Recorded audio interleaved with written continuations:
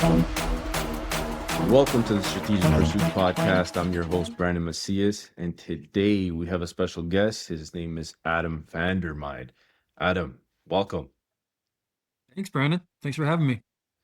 Absolutely. You lived the full cycle of buying, operating, scaling, and exiting, which makes you and your perspective especially grounded and special. For people that don't know your story and they're hearing it for the first time, just describe a little bit of the business that you acquired and where you were personally when you bought it. Yeah, guess we can start with where I was personally. So, my family and I were living in Dallas, Texas. I started my career in strategy consulting, then moved into private equity, plucked me out and put me on an executive team, one of their portfolio companies.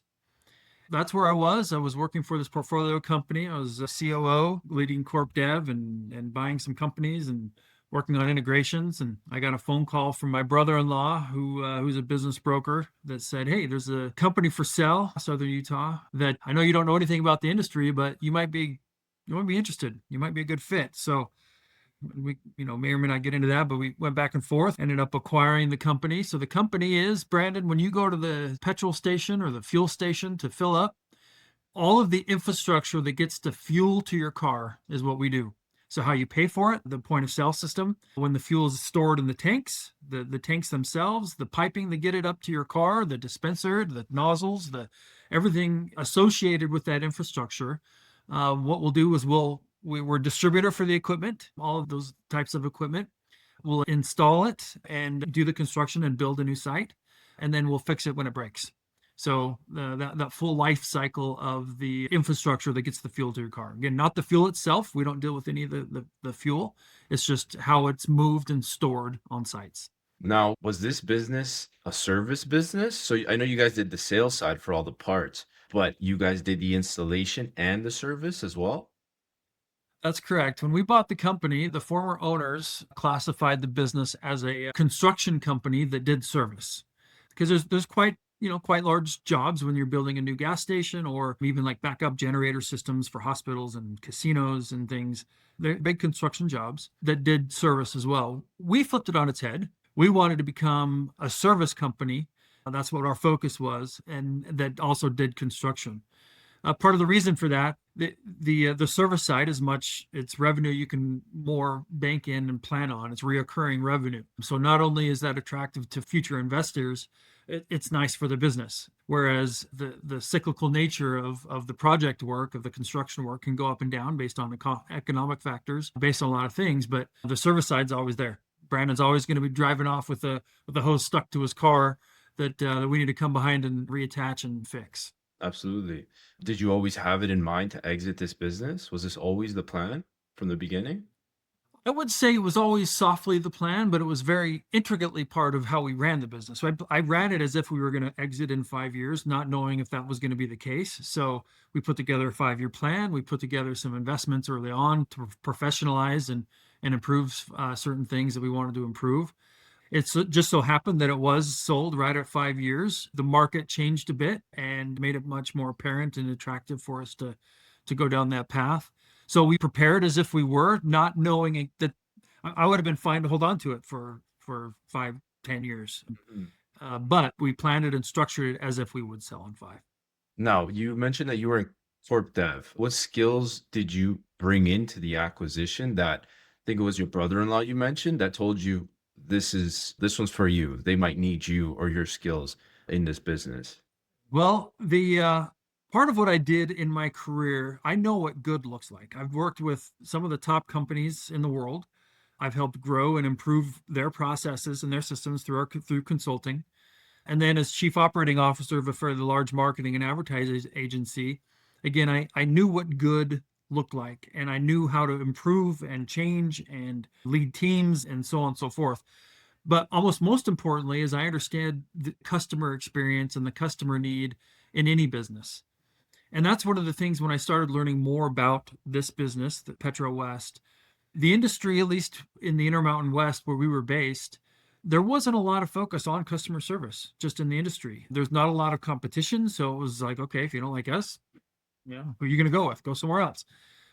That's not how I want to get up in the morning and run a business. And so the more I learned about the business, the more I really saw that I could do some damage in a good way in making things better with processes, with systems, with even basic things like organizational structure and who reports to whom, annual reviews, and working with our employees on listening to them and implementing their changes. So things that I was really good at doing and I enjoyed doing were not being done at this company. And so I saw the ability to kind of step up the company from a professionalization standpoint. And though I didn't have any industry experience, I put the right people around me that had that experience to certainly cover my blind spots. But the things that I knew that I could push and tackle right away, it became apparent that that was what the company needed. Absolutely. So you mentioned systems, processes that had the missing gap there that you could fill. But aside from those changes, what did you leave alone early on in that business? What did you see that was running well? Well, our logo list, our clients, we had some very, very good clients. So for the most part, didn't touch that. We ended up firing some smaller clients on our side that, were struggled, didn't pay the bills, and we spent more time caring for them than we did someone, an account that's 10 times bigger. So I left definitely the logo book around. I ended up leaving on our service side of the business, the leadership team and the key people that we had there left in place. They were good. They were solid. They needed some direction. They needed some reorganization, but they were fantastic. So made changes to some of the other teams, but that's one that we left alone. So in that 12 to 18 months, which was probably, I guess, the most aggressive as far as changes went for you, what was the hardest leadership moment that you can remember that kind of forced you to grow? Because obviously this whole process, you grew throughout it. Aside from growing the business, you yourself had growth. Is there something that stood out to you? Yeah, there's certainly maybe 18 months, 2 years into owning the business, there was a construction project for a large one that was starting to occur. This is right in the thick of COVID, maybe just after midpoint of COVID. So, in the thick of it, supply chain struggling, supply chain slow. So, there was a site with a pretty aggressive timeline that we were contracted to build in California. And as we started down this path, it became very clear that some of the piping that was spec'd for the project had a lead time of about 8 months, and that just wasn't going to fly for anybody. So we had a project manager make a decision, a unilateral one, frankly, to swap out some of the piping with a different spec that's perfectly legal, perfectly approved for what it did. There was no gray area or shadiness there. But it needed to be what's called rigid pipe, very straight, holds its weight, holds its shape. And this new stuff was classified as rigid pipe. So we would put the pipe in, finish the station, and then we learned that as there's a test that they do in California that to make sure that the fuel after using it in the fuel tanks flows back to the tank. When you're done using it in the dispenser, it flows all the way back to the tanks, so there's not fumes that are put out into the environment. Well, in 30 years, we've never failed one of those tests. They're quite easy. You just make sure the slope is right. Well, we failed every single component, every single section of that site failed the test. It was so I went out there and it was I flew out there to kind of damage control and try to understand the situation, and I had to really get up to speed quite quickly. What we found was the substitute pipe that was installed, although classified as rigid, had a little bit of a bend to it. And so each little run of pipe that goes down to the tanks had just a little bit of a slope that created a little P trap and held some fuel that didn't allow it to go back to the tank. So after many, many, many, many discussions, we made the decision with the client that on our dime that we would rip out the station and remove all of that piping. And we're talking $1 million of costs, and not to mention opportunity costs. I mean, this was an eye opener for me. It was the hardest time I've ever had in my life in a career. It was the most pressure I've ever felt. But we did the right thing. And getting to your question specifically, one of the things that came out of that is I then went to analytics. I love numbers to understand what good looks like on construction projects. What type of projects are higher risk? What projects are lower risk? Where do we perform better? What markets? What geographies? What types? Do we want to provide the parts? Do we want to just provide the labor? From that experience, although it was extreme low point and probably one of the most difficult things I've ever had to go through in my entire life, We came out of there a much better, stronger, more informed construction group than we ever have been, and we were able to soar after that. But certainly didn't feel like it as we were in it. It sounds like it. I always have the belief that great things come from difficult times, and that's definitely a stressful, difficult time. At what point did this happen? How many years or months were you into owning this business? I think it was 2 years in, a year and a half, 2 years, something like that. Still very early on, yeah. Hmm. Uh, and you have a mindset or an idea of how it is to run the business or being in that seat based off of that mindset that you went into it. Did it change once you were actually in that seat? I think some things did, some things didn't. In my consulting career, I became pretty adept at and pretty good at going into unfamiliar situations with big, hairy problems and understanding which levers to pull to fix stuff. I mean, that's just what you do as a consultant. And so I certainly took that approach, and much of it was able to land. But I also am a big believer in listening to your people. And they many times are much smarter and certainly more in tune to things than I am. And so it was always the intent to do that. And so through surveys, through employee lunches, town hall meetings, we did a good we made a big effort on listening to them, and sometimes, yeah, we heard things we need to move faster in this area. Sometimes we heard that was a dumb idea. Why did we do this? Why did we change this? And then we changed it back. So it was important for us to listen to them. And as you do listen, you're trying to balance.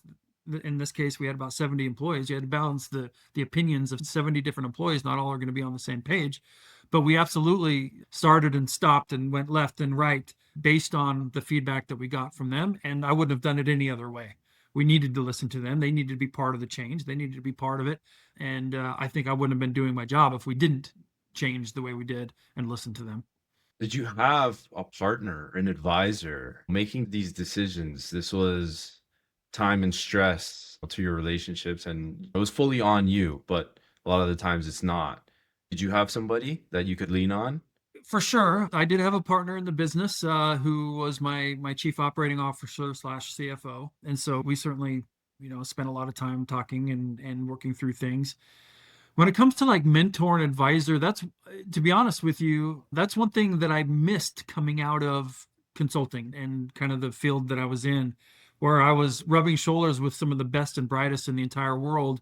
At times can feel a little lonely now in a small business where caliber people in many ways are just top notch, but different skill sets than the ones that I was kind of dealing with and could lean on there. So there were certainly some lonely times. I have a good network and people willing to listen and certainly at times had conversations. But I would say, yeah, there was definitely some loneliness during that time. Not to mention, I had great support, friends, family, everyone was there anytime I needed it. But when it comes to making decisions, it can be a little lonely. Yeah, for sure. Let's switch gears a little bit to the exit. At what point did that idea come? And when did it turn from an idea to actually, you know, something that'll actually happen, that you'll move forward with that exit? I would say about year two, we started having people kind of knock on our door, larger strategics in our space that were not in our geography, inquiring about a potential acquisition. And so, we always took the meetings, we always had conversations and developed relationships, but with no serious intent to sell. And remember, around that time is when we had this big construction project, so knew we wouldn't be attractive to sell at that point. We had some work to do, and so it was always what once we started having those conversations, it became apparent that okay, that there is an opportunity to sell at some point when it makes sense. And then we implemented these changes, were part of our 3 to 5 year growth plan, and things were humming and kicking and doing well. We also saw, looking up outside of our organization, a lot of private equity money starting to come into our industry, and there are lots of acquisitions that are really going for a coast to coast model. And when you look left and looked right on the coasts, they had to come through us. And so we started to get fairly serious. Well, let me put it this way: we are going to grow this area, It's just a matter of we're going to bootstrap it ourselves or we're going to have a partner behind us, but we're going to be the ones to do it because we're the largest player. And so once we really started doing well, conversations started to get a little bit more serious. We decided to get more serious and actually hired an investment banker and ran a process and ultimately decided that that was the best path for us personally, for the company, for our employees, and frankly for the acquirer.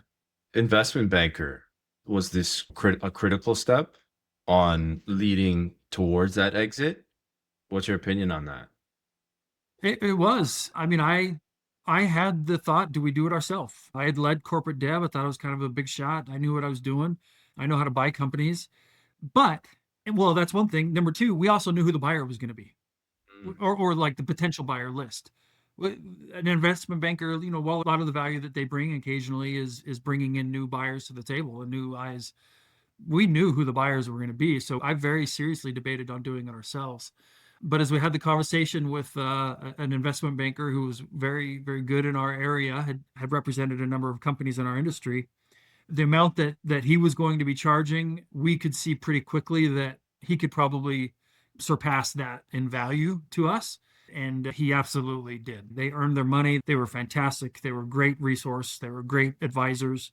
And so absolutely I made the right decision to go with them and not to do it myself. At what point, it was 5 years, the whole lifespan that it was with you. So at what point did they step in, and were they systemizing and keeping track of everything and kind of smoothing everything out for the exit? It was just when we decided to do a process. So they weren't involved in the operations of the business at all. It was just when we decided to do and run a process. And so they put together the SIM and the marketing materials and then ran a bidding process. And then on the tail end, getting it across the line. So yeah, they were really heavily focused on the deal itself as opposed to the business in broader terms. So everything as far as the financials, the systems, everything was already clean. The books were nice and organized. Everything was presentable, yeah? Yeah, my partner was in public accounting for a while. He knows his stuff there. It was very clean. Yeah, the quality of earnings. We were already on a good ERP system, so everything was very clean that way. Because it was a sales business, had some service, also had some installation. What indicators were you looking at during these 5 years? What were your main indicators that you followed that really moved the needle? Yeah, on our service side, there's some metrics that how often did we fix it first visit for the customer? Nobody likes to when they if they have an HVAC system that needs repaired, they come and you know work for a couple hours and then say I can't fix it. I gotta come back tomorrow because I don't have a part or whatever. We wanted to fix it for our customers the first time. So that's something that we tracked. We tracked the utilization of our employees, how much of their time was billable to make sure that we're spending our money where we need to. The number of work orders that come in on a weekly basis, the ticket size of that work order, and what can we do about that? For the other side of the business, the construction side, the win rate on our bids, of course, margins and all the financial metrics, and utilization as well on our teams.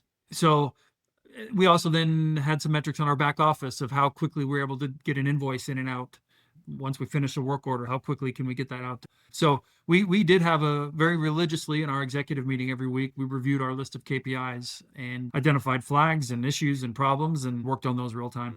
It's great that you were big on the numbers and you had your CFO involved as a partner there. You guys really had those numbers taken down and counted for granularly. Do you think that was a key step that you took to get that CFO as a partner and you guys working together to really keep track of that? Yeah, we were a good yin and yang. We're very different personalities. I'm an optimist. He's a pessimist. I like to kind of think big and while managing operations, and he's very much down in the weeds. So we did balance each other well. And of course, with his financial acumen to keep things clean and organized in the way they needed to be, yeah, it was definitely a good balance. Awesome. As far as the technicians go, who was on the front line operating, managing these guys? Was it you? No, that's one of the leaders that we kept that has been part of the business for almost since day one. Our service manager was the day to day with the technicians and training the technicians and leading them and hiring them and also working with our clients. They were the ones that were the throat that they'd choke if there was something that was wrong and needed something taken care of. I certainly had those relationships as well, but our service manager was very much front lines and leading his team and did a very good job. Give us a little bit of a quick summary of revenue when you bought it, purchase price, EBITDA and then the exit. How did it look like? Yeah. So here's the thing. One of the things you'll know about me, I didn't care about revenue. Couldn't care less. There's many times you asked me what the revenue was this month, last quarter. I couldn't tell you. I could tell you exact EBITDA and what we were earning and the margins for that month. That's what I was managing the business towards. So maybe we can focus there. I'm going to be guessing about some of the revenue numbers. I just genuinely didn't care. It was that we needed to have profitable growth. So EBITDA was roughly between 1.3, 1.4, depending on add backs. They had a lot of personal expenses tied into the business when they acquired a company. We'll call it roughly $15 million of revenue. I don't remember exactly. And then when we sold, we were trailing 12 months about 2.2, trending to 2.3, and probably 23 million in revenue. And what was the multiple that you guys sold at based off of, and then what did you guys buy at multiple wise? Yes, roughly in the threes that we bought it, 3.5, and sold just under 7. Awesome. So that's it. Are you acquiring? What's the next step? You've gone through one exit. Is this something that you're trying to pursue over and over, or what does it look like? Yeah, I don't know. I'm open to that. Right now, I'm still anxiously engaged in acquisition and company. So I'm still working for the company that acquired us. We were big enough, they created a region for us. So I'm leading our region, which was the same companies that we had before, but also leading the growth efforts there. So we just acquired our biggest competitor in Las Vegas. And I was pretty instrumental in the acquisition. And then now it's my job to integrate the companies. So I'm very much still engaged and pushing forward. I'm thinking about things and setting up things in my life in parallel. But for right now, I want to make sure that this goes well for my people and for the acquire. And I'm still enjoying it. Was this part of the sell to have you stay on? It was, but not contractually. There's no contractual obligation. There's no earnout. But yes, they made it clear that they wanted me and my partner to remain and to help lead the region. And we certainly rolled over some equity into the new company, so we have some skin in the game. But yeah, it was very much part of their business case to have us continue to stay for a time. So, what do you think people kind of most underestimate between that stretch between acquisition and exit, looking back and being through the whole process? It's a good question. If you're focused on just that part of the timeline, I would say there's a few components to it that you really need to nail down. You need to grow it by being a better company and professionalizing it. And then when you get close to exit, you need to have a really good story. You need to start developing what your story is on how you got to where you got. It wasn't luck. This is what we did. This is how we did it. And this is what the future holds. That story becomes very important and could add zeros to your check when you sell. And so our story that resonated very well was we are going to build the West with or without you. So are you going to be our partner or is someone else going to be a partner? Because guess what? We are going to be the ones that build the West. And that certainly resonated with people. So those three things, growing it, professionalizing it, and then knowing your story when you're on the tail end of it. That's very interesting. The story. That, I mean, I think about it right now. Everybody loves a story. It's like watching a movie. And if you make them part of that story, then I mean, it's more attention. And like you said, it's more zeros. Yeah, it can be. Yeah. Adam, I appreciate you coming on the show and sharing your process. It's an amazing one. A lot of people can learn from this. And I'll put your information in the show notes if anybody wants to contact you. Thanks for coming on the show. Appreciate it. Thanks, Brandon.